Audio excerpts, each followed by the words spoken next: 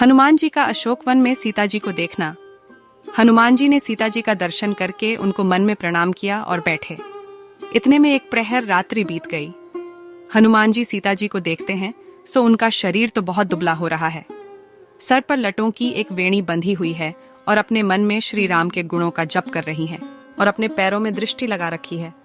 मन रामचंद्र जी के चरणों में लीन हो रहा है। सीता जी की यह दीन दशा देखकर हनुमान जी को बड़ा दुख हुआ। अशोक वाटिका में रावण और सीता जी का संवाद। हनुमान जी वृक्षों के पत्तों की ओट में छिपे हुए मन में विचार करने लगे कि हे भाई, अब मैं क्या करूं? उस अवसर में बहुत सी स्त्रियों को संग लिए रावण वहां आया। जो स्त्रियां रावण के संग थीं, वे बहुत प्रकार के गहनों से बनी ठनी थीं। उस दुष्ट ने सीता जी को अनेक प्रकार से समझाया। साम, दाम, दंड और भेद अनेक प्रकार से भय दिखाया। रावण ने सीता से कहा कि हे सुमुखी, जो तू एक बार भी मेरी तरफ देख ले तो हे सयानी, जो ये मेरी मंदोदरी आदि रानियां हैं, इन सबको तेरी दासियां बना दूं। यह मेरा प्रण जान।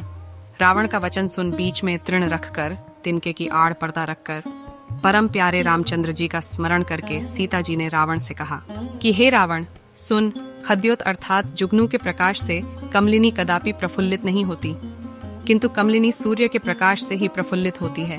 अर्थात तू खद्योत के, जुगनू के समान है और रामचंद्र जी सूर्य के समान है।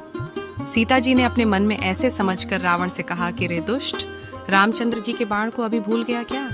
वह रामचंद्र जी का बाण याद नहीं है? अरे निर्लज्ज, अरे अधम, रामचंद्र जी के सूने अनुपस्थिति में तू मुझको ले आया। तुझे शर्म नहीं आती? सीता के मुख से कठोर वचन अर्थात अपने को खद्योत के, जुगनू के तुल्य और रामचंद्र जी को सूर्य के समान सुनकर रावण को बड़ा क्रोध हुआ, जिससे उसने तलवार निकालकर ये वचन कहे, हे सीता, तूने मेरा मान भंग कर दिया है। इस वास्ते इस कठोर खड्ग कृपाण से मैं तेरा सिर उड़ा दूंगा। हे सुमुखी, या तो तू जल्दी मेरा कहना मान ले, नहीं तो तेरा जीवन जाता है।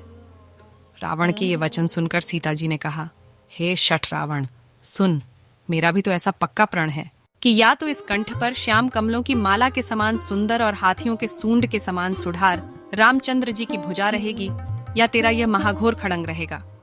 अर्थात रामचंद्र जी के बिना मुझे मरना स्वीकार है, पर अन्य का स्पर्श नहीं करूंगी। सीता जी उस तलवार से प्रार्थना करती हैं कि हे तलवार, तू मेरा सिर उड़ाकर मेरे संताप को दूर कर, क्योंकि मैं रामचंद्र जी की विरह रूप अग्नि से संतप्त हो रही हूँ। माता सीता कहती है, हे असिवर, तेरी धार रूप शीतल रात्रि से मेरे भारी दुख को दूर कर। सीता जी के ये वचन सुनकर रावण फिर सीता जी को मारने को दौड़ा। तब मैं दैत्य की कन्या तथा रावण की पत्नी मंदोदरी ने नीति के वचन कहकर उसको समझाया। फिर रावण ने सीता जी की रखवारी सब राक्षसियों को बुलाकर कहा कि तुम जाकर सीता को अनेक प्रकार से त्रास दिखाओ। यदि वह 1 महीने के भीतर मेरा कहना नहीं मानेगी तो मैं तलवार निकालकर उसे मार डालूंगा। तब उधर तो रावण अपने भवन के भीतर गया, इधर वे नीच राक्षसियों के झुंड अनेक प्रकार के रूप धारण करके सीता जी को भय दिखाने लगे।